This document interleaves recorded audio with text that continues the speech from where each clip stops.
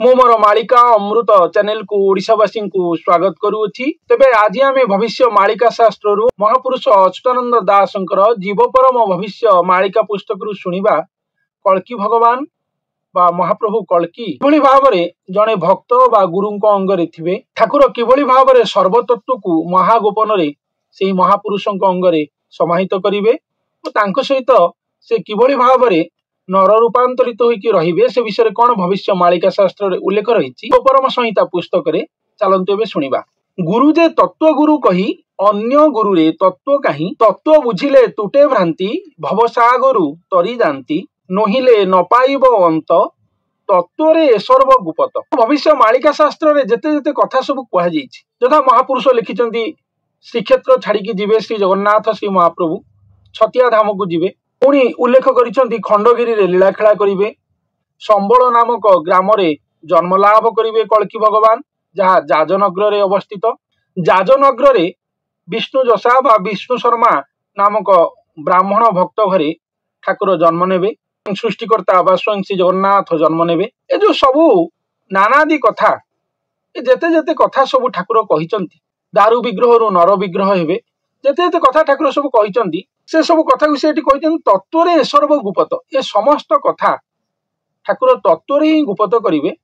जने मानव अंग को नेकी ठाकुर निजर लीला खेला को करिवे, सर्व तत्व तांकरी अंग रे ही पोती हेकी थिबो बा समाहित हेकी थिबो, सेही नरम को नेकी ही बा सेही भक्त श्रेष्ठ बा गुरु श्रेष्ठ को नेकी ही ठाकुर निजर लीला खेला करिवे। ए कल्की संवाद आउ अछपा हेकी नाही, किछि वर्ष हैला यह प्रचारित प्रसारित गाँ ठू सहर, सहर टू राज्य, राज्य टू देश, देश टू विदेश सर्वत्र रे कथा वर्तमान प्रचारित प्रसारित जे भविष्य मालिका एक ग्रंथ अछि जहाकू आम ओडिशार पंचका माने उल्लेख करिसंती और सेठी वर्णना हेछि कल्की लीलामृत विषय रे बा कल्कींकर आगमन विषय रे। कल्की आसीबे एई निकट भविष्यत रे बा आसी सारलेणी बा आसी चाली गलेणी मध्य के जण कहउचंती। एभली विभिन्न कथार समारोह घटी वर्तमान ओडिशा रे तथा भारत माटी रे। एबे यह अति मात्रा रे घटी भविष्य मालिकार प्रचार प्रसार घटी। तेबे एई प्रचार प्रसार बा आउ किए करई परिबो, एथि मध्य रे स्वयं महाप्रभुंकर हाथ ही रहितिबो। या पछरे एहा को जदी विचार करा जाय तेबे जणा दिबो जहा लुकायित होइकी थिला ताहा किभଳି भाबरे एते जोरदार प्रचार प्रसार एबे चालिछि। एबे तांको लीला खेला तांको ही जणा, से किभଳି एक महारहस्यमय मानव देह रे आसी महागुप्त रे रही निजर सर्व लीला को तत्व रे संपन्न करी शेष रे उभा प्रकट लीला रचिबे बा दर्शन लीला रचिबे, जोंटी सारा विश्ववासी तांको चिन्हिबे बा जानिबे। तेणु एठी मध्य महापुरुष सेही कथा कहिचंती जे सर्व लीला खेला तत्व रे गुपत घटिबो। छतिया धाम कोनोसी बाह्य धाम को बुझौनी, से मानव अंग रे ही थिबो, से मानव अंग को ही छतिया धाम बुझीछि। सेही मानव अंग ही संबल ग्राम अटे, सेही मानव अंग ही जाजनगर खंडगिरी आदि स्थान अटे, सेही मानव अंग ही श्रीक्षेत्र सर्वश्रेष्ठ धाम अटे, जोंटी क्षेत्र क्षेत्रज्ञ जोग घटिबो श्रीमद गीता तत्व अनुमते। तेबे एभली नाना महातत्वर महासंगम रे भगवान स्वयं सृष्टिकर्ता अवतरण करिवे कलिजुग अंतिम समय बेलू बोली भविष्य मालिका शास्त्र रे वर्णना करा जायछि। एई तत्व को बुझिले ही भ्रांति तुटिबो और भवसागरु समस्ते तरीजिवे बोली वर्णना करा जायछि। तत्व बुझिले तुटे भ्रांति भवसागरु तरी जानती, नोहिले न पाइबो अंत तत्व रे ए सर्व गुपत। माने ता अंत पाई होबनी, कल्की लीलार अंत पाई होबनी, कारण ए सब तत्व रे ही गुपत होईछि। तेणु आमे जदि बाह्याचार रे जाईकी खोजिबा संबल नगर कोठी अछि ओडिसा रे जोटी भगवान जन्म नेइचंती, विष्णु जसा ब्राह्मण किए रहिछि जाजनगर रे, तबे जदि आमे खोजिबा गोटे मूर्ख लोक को ही पाइबा जे निजको बोलौथिबो। आ जदि संबल नगर स्थान खोजिबा ता मध्य आमे भ्रम रे ही पड़िबा। तेणु ठाकुर एठी कहउचंती ए सर्व तत्व रे गुपत, ठाकुर ए सब को तत्व रे गुपत करथि बोली वर्णना करिसंती। यदि गुपतु गुपत तो आगे करिबा व्यकत, जेणु तू अटु मो विश्वास तेणु मु करिबी प्रकाश, देहटी अटई जुगल जीव परम बेनी खेल, ई देहरे बेनी अंग जुगले होईछि संजोग, एकई अंग बेनी भागे जुगले बिहरे संजोगे, केही काहाकू न छाड़ंती एक अंगरे जड़िछंती, हे जीव अधे परम एकई फल बेनी नाम, फाळे स्त्री फाळे पुरुष बारी नुहई बेनी अंश, चिरते लागि अछि लीला 64 बंधे रति खेला, रात्र दिवसे लगी अच्छी क्षणे ही विश्राम नहुची जो कथा वर्णना कराई अति गुप्तरु गुप्त कथा जहाँ स्वयं महाप्रभु श्री जगन्नाथ श्रीमुखरे सन्थ अच्युतानंद को बा महापुरुष अच्युतानंद को एठारे वर्णना करुछंती।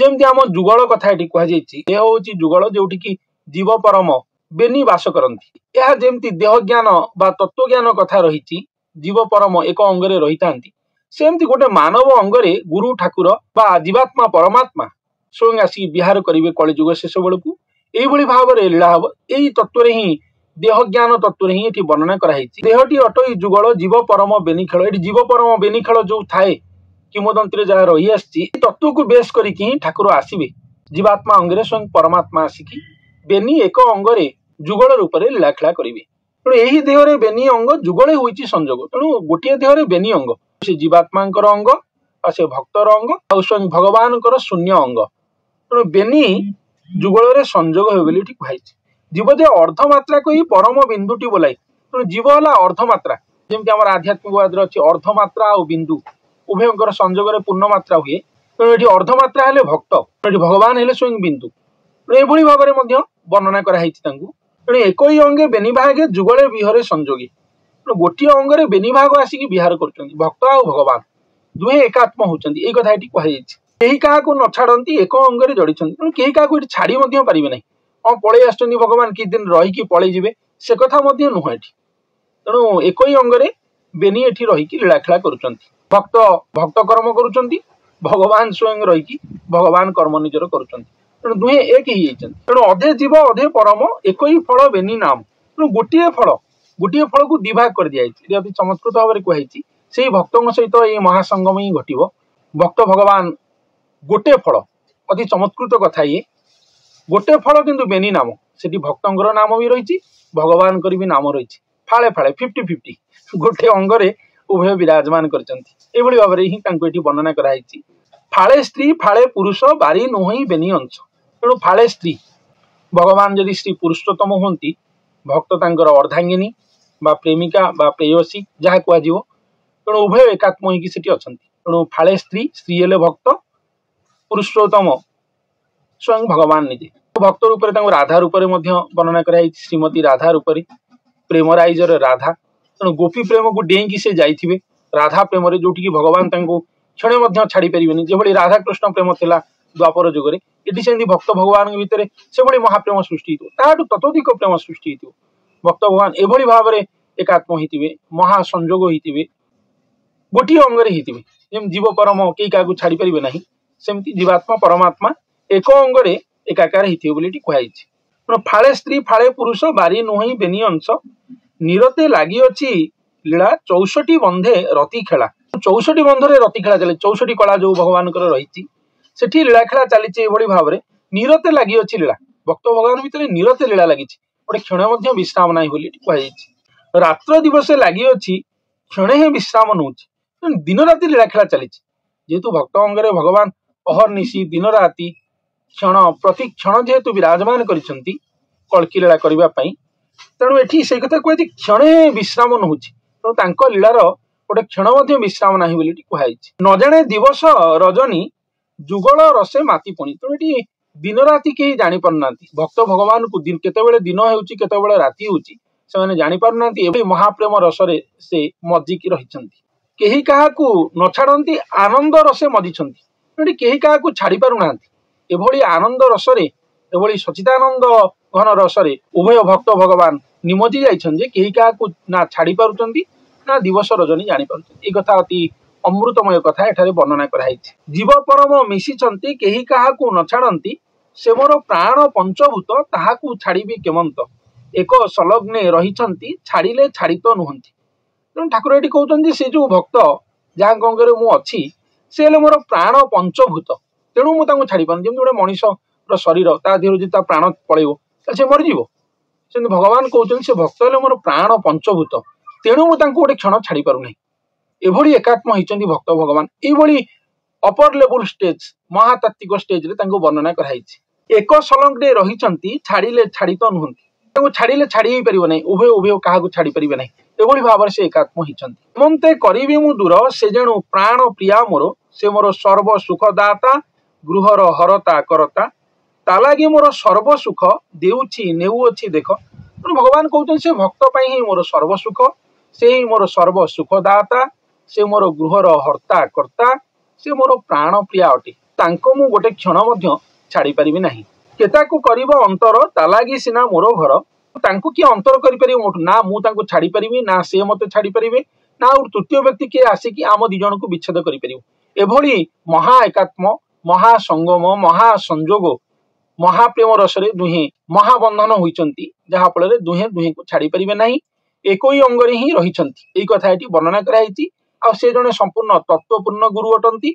सर्व तत्व तांको अंगरे महागुप्तरे स्वयं भगवान संपादित करछंती बोली एटी वर्णना करछंती। तेणु ए लीला खेला जने तत्वपूर्ण गुरु को नेकी संपूर्ण रूप से संपादित होइछि। सामंत चाकरटी होई एकई अंगे बेनी देही। तेणु उभय कोभली भाव में रहिचंती। सामंत चाकर होई कि उभय गोटे अंगरे रहिचंती। भक्त भगवान रहिचंती। तेणु एठी भक्त निजे सामंत पालटुछंती, भगवान तांको अधीनस्थ होई आसिक रहिचंती, चाकर सम रहिचंती। तेणु भक्त भगवान एकई अंगरे रहिचंती। तेणु स्वयं भगवान जे सामंत, जे कोटि ब्रह्मांडर सामंत बा ठाकुर बा मालिक, से आसी भक्त पाखरे भक्तर भृत्य पालटि जाइछंती। भक्त को तांकर सामंत करिछंती बा मालिक करिछंती ओ स्वयं चाकर रूप में रहिछंती। एई महाविद्यारे कल्की अवतार गढ़ा हेबे, दुहे एकात्म हेबे, महामानव कलेवर धारण करिवे कलिजुग अंतिम समय बेलू। तेबे यह महागोपन हेबो ओ जेबे एक कथा प्रकट हेबो सारा विश्व तांको जानिबो। भगवान नर अंगरे प्रकाश हेबे, श्री जगन्नाथंकर दर्शन लीला नर अंगरे घटिबो। से जाए अपेक्षा करबा को हेबो। आपण माने जे जेउठी अछंती ए सब कथा को सुनी आह्लादित होउचंती, आनंदित होउचंती, या खुशीर कथा अटे। किंतु निजको मने करिबा बा निज पाखरे केही जणे अछंती तांको मने करिबा या संपूर्ण भ्रांतिकर कथा अटे। ओ ए सब कथा को सुनी मते फोन करिकि जणैबा जे आमो पाखरे होउची या बड़ बड़ अति मूर्खामीर कथा अटे। कारण यार कोनोसी आवश्यकता नै। मु बारंबार आपण मन पाखरे उपस्थापन करि आसीची जे ठाकुर जे नर अंगरे थिबे से प्रकाशित हेबे, से जाय आम समस्त की अपेक्षा करबा पड़िबो। से तेणिकी जेउठी भी थांतु ना कहीं जेभली भाव में थांतु ना कहीं मानव अंगरे श्री जगन्नाथ महाप्रभु परिप्रकाश हेबे। जेभली भाव में आमे रथ यात्रा रे समस्ते दर्शन करुचे चक्षुरे, ठाकुर से भली देह रथरे दर्शन देवे। देह रथरे श्री जगन्नाथंकर दर्शन लीला हेबो।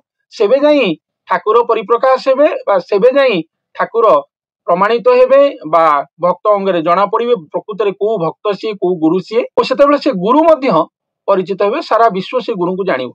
से जाए आमे जिए जेउठी जेते बाड़ी छाटी हेले बा जेते कहि बुलले मु मु मु एही आपन को ग्रहण करिवार नाही। मो अंगरे अछंती बा मु जांगर आश्रय नैची सेठी, से सब भूल कथा। से सब अति बोकामीर परिचय अटे। से सब जो माने मालिका उपरे गभीरतम प्रदेश को जाइछंती बा भगवान कोटु किछि निर्देश पाई कि जानिछंती, सेमानकु कोनस परिस्थिति ठकाई भंडामी करि हेबो नाही। आपण माने जे जेउठी अछंती भगवान कर लीला को ही अपेक्षा करंतु। समस्ते विश्ववासी सेठी ही जाई कि पहुंचीबे जो नर अंगरे स्वयं भगवान कर पूर्ण परिप्रकाश घटिबो बा ठाकुरंकर दर्शन लीला ही घटिबो।